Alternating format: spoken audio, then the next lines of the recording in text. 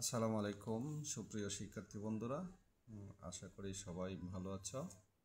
আমরা গত ক্লাসের পরে এখন হচ্ছে তোমাদের শতকরা চ্যাপ্টারটার অবশিষ্ট যে অঙ্কগুলি আছে আজকে চেষ্টা করব শেষ করে দেওয়ার জন্য। এরপরে আমরা অন্যান্য সাবজেক্টগুলি আলোচনা করব। আমরা ইংলিশটাও দেখব, সমাজ আছে, বাংলাদেশ ও বিশ্ব পরিচয়, পরে বিজ্ঞান আছে, কিভাবে বৃত্তি পরীক্ষায় প্রশ্ন আসবে এগুলি আলোচনা করব। এরপরে ইংরেজি আছে। আজকে ক্লাসটা শেষ করে পরে আরেকটা ক্লাস তোমাদের জন্য আপলোড দিব, সেটা হচ্ছে ইংরেজির বেসিক যে প্রশ্নগুলি হবে, কোন কোন প্রশ্ন কিভাবে কোন টপিকস থেকে আসবে এগুলি একটা একটা করে আলোচনা করব।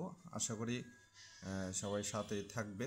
আর ক্লাসগুলি কেমন হচ্ছে একটু জানাইলে আমার হচ্ছে কোনো কারেকশান থাকলে বা কোনো ইয়া থাকলে আমি দিতে পারবো। এটা তোমরা হচ্ছে ক্লাসগুলি কেমন লাগছে একটু জানাবা। আর বন্ধু বান্ধব বা অন্য যারা আছে তাদের কাছে ক্লাসটাকে শেয়ার করে দিবা। আর যে কোনো প্রয়োজন হলে স্যার তোমাদের সাথে আছি, প্রয়োজন হলে নাম্বার তো দেওয়া আছে, এটাতে যোগাযোগ করতে পারবা। চলো আমরা তাহলে শুরু করি। আজকে প্রাথমিক গণিত পঞ্চম শ্রেণী দেখতে পাচ্ছ। আমরা তাহলে চ্যাপ্টারে চলে যাই।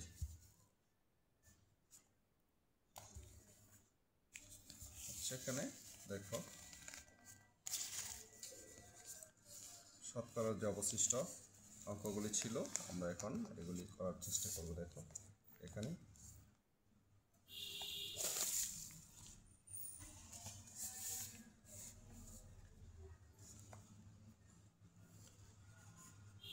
তো আমরা গত ক্লাসে যে দেখেছিলাম হচ্ছে 39 খালি ঘর পূরণ করো, 12 জন লোক 20 জন লোকের কত পার্সেন্ট।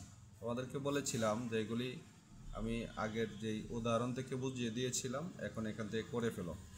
আশা করি যারা বুঝছো তারা করতে পারছো, আর না করতে পারলে কেন করতে পারো নাই, কী কী প্রবলেম হয়েছে আমাকে একটু জানাও, তাহলে আমি ওভাবে ক্লাসগুলি নেওয়ার চেষ্টা করব।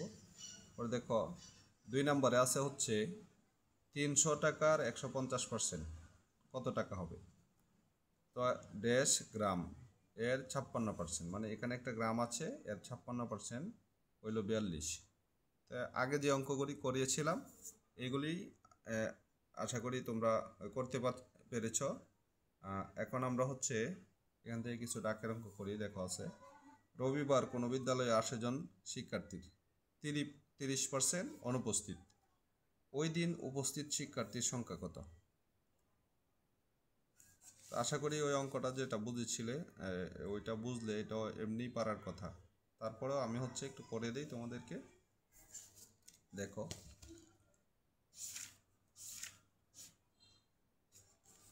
ওইটা কোন অঙ্কটার মতো, এটা হলো এটা ওই যে অঙ্কটা করেছিলাম 40% লোক শিক্ষিত, উদাহরণের অঙ্কটা 100 জনে শিক্ষিত 40 জন, একজনে 100 ভাগের 40 জন, আর 1280 জন লোক থাকলে শিক্ষিত হইল 100 ভাগের 40, এর সাথে 1280 গুণ করলে তাহলে 0 0 এই 0 এই 0 কাটা 4 গুণ 128 থাকে, এটাকে গুণ করে 512 জন হয়। তাহলে আমরা আজকে করব হচ্ছে এই যে অঙ্কটা। দেখো রবিবার কোনো বিদ্যালয়ের 80 জন শিক্ষার্থীর 30 জন অনুপস্থিত, ওই দিন উপস্থিত শিক্ষার্থীর সংখ্যা কত। তাহলে চলো আমরা শুরু করি।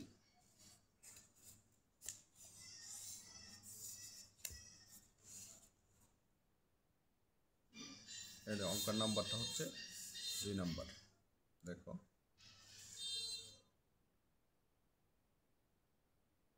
2 নাম্বার 30% অনুপস্থিত,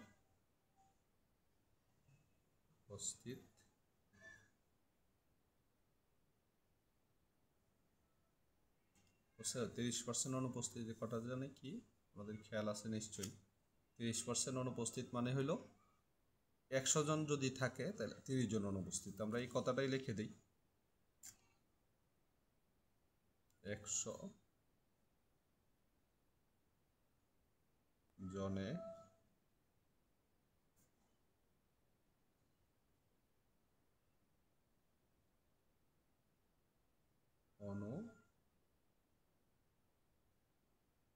অনুপস্থিত।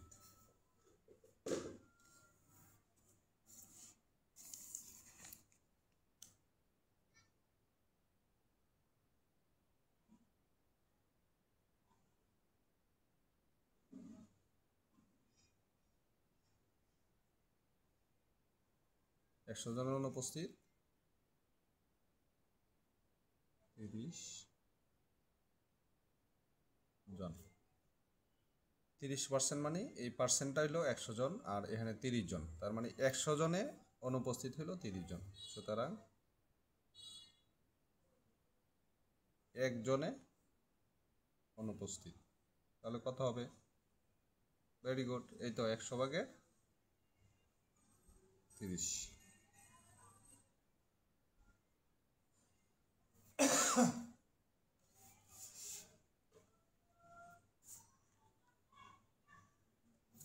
এরপরে হচ্ছে এখানে আমাদের বইয়ে দেওয়া ছিল 80 জন। কতজন? এই 80 জন, এই যে এখানে দেওয়া আছে 80 জন। 80 জন শিক্ষার্থীর টোটাল শিক্ষার্থী হলো 80 জন। তাহলে আমরা লিখতে পারি, কি লিখতে পারি দেখো, একজনে যদি হয় সুতরাং 80 জনে অনুপস্থিত। তাহলে শিক্ষার্থী যদি 80 জন থাকে তাহলে অনুপস্থিত কত হবে? এখানে 100 ভাগে 30 যেটা আছে এটা আগে লিখে ফেলবো, আর 1-এর থেকে 80 যেহেতু বড় এই জন্য এটা উপরে গুণ হবে। এখন কাটাকাটিটা দেখো তো কত সহজ। কিভাবে বলেছিলাম? এই শূন্য এই শূন্য কাটা, এখান থেকে একটা শূন্য কাটা, এখান থেকে একটা শূন্য কাটা, তাহলে নিচে শুধু 1 থাকলো, আর উপরে গুণ করলে কত হয়? 3 গুণ 8 সমান হলো 24 জন। এটা হলো 100 জনে অনুপস্থিত। আমার প্রশ্নে চাইছিল উপস্থিত। দেখো, ওই দিন উপস্থিত শিক্ষার্থীর সংখ্যা কত? তাহলে আমি অনুপস্থিত যেহেতু বের করতে পারছি, এখন উপস্থিতটা সহজেই বের করতে পারবো। কি আছে দেখো, সুতরাং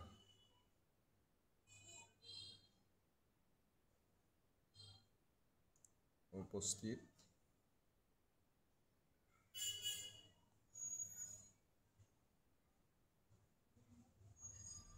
শিক্ষার্থী, উপস্থিত শিক্ষার্থী কত হবে বলো তো? ভেরি গুড, তার মানে টোটাল 80, এর থেকে অনুপস্থিত বাদ দিলেই হয় 24 জন। সমান কত হইল? 80 থেকে 24 বাদ দিলে 4 আছে, 10 হইব, 6 হইলে হাতে আছে 1, 2 আছে,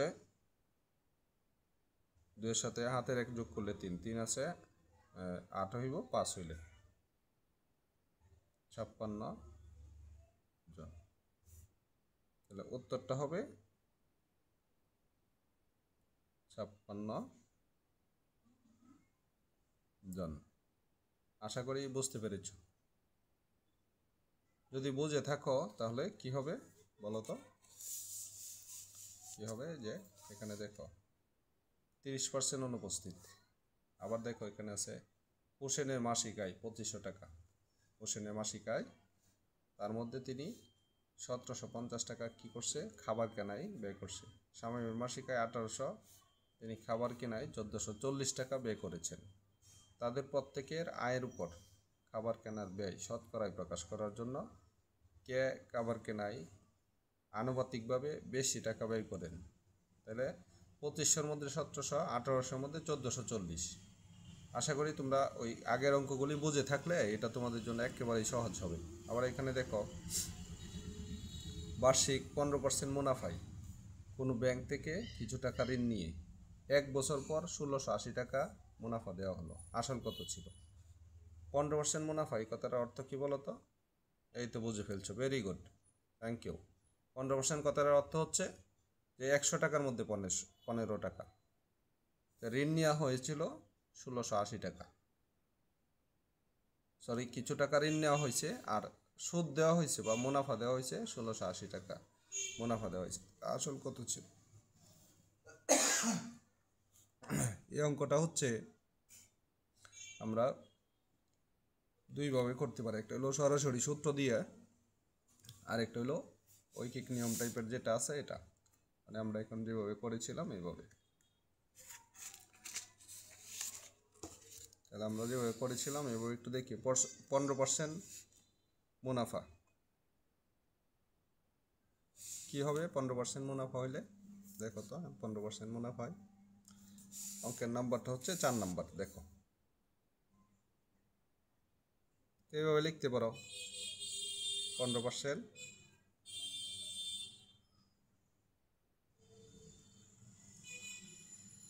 মুনাফাই 15% মুনাফাই কী হবে, যদি তুমি 100 টাকা নিয়ে থাকো তাহলে দেওয়া লাগবে 115 টাকা।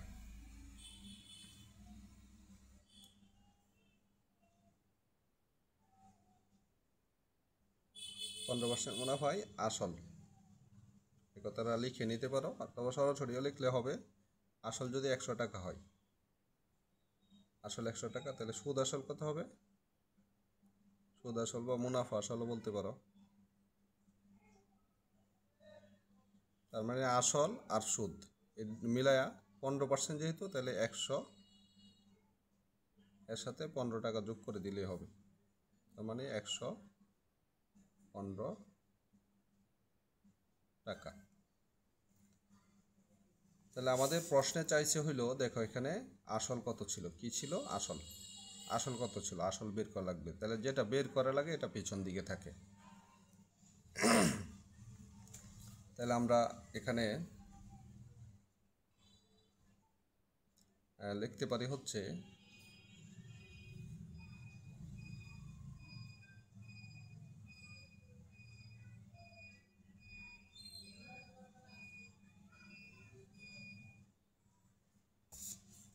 তাহলে 100 টাকায় দেয় হলো 15 টাকা, আসল হলো 100 টাকা, আর সুদ আসল মিলাইলে হলো 115 টাকা। যদি সুদ আসলটা 115 টাকা হয়, তাহলে আসল কত হবে,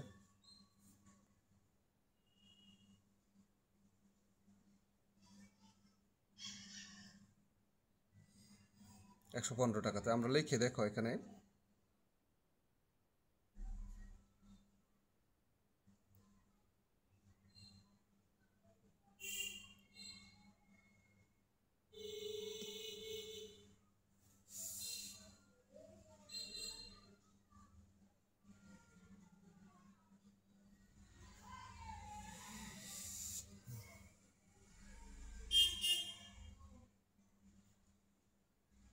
মুনাফা 15 টাকা হলে আসল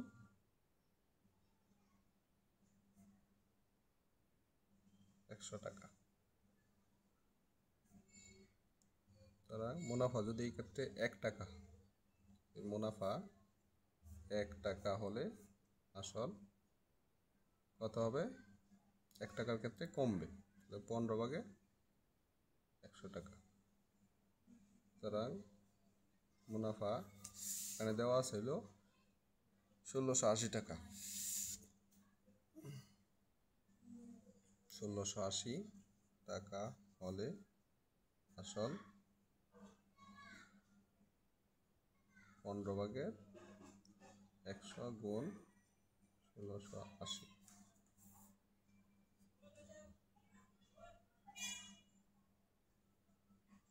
তাহলে কি হবে, 15কে যদি আমি 5 দিয়ে কাটি তাহলে উত্তর হবে 3, 100কে 5 দিয়ে কাটলে উত্তর হবে 20।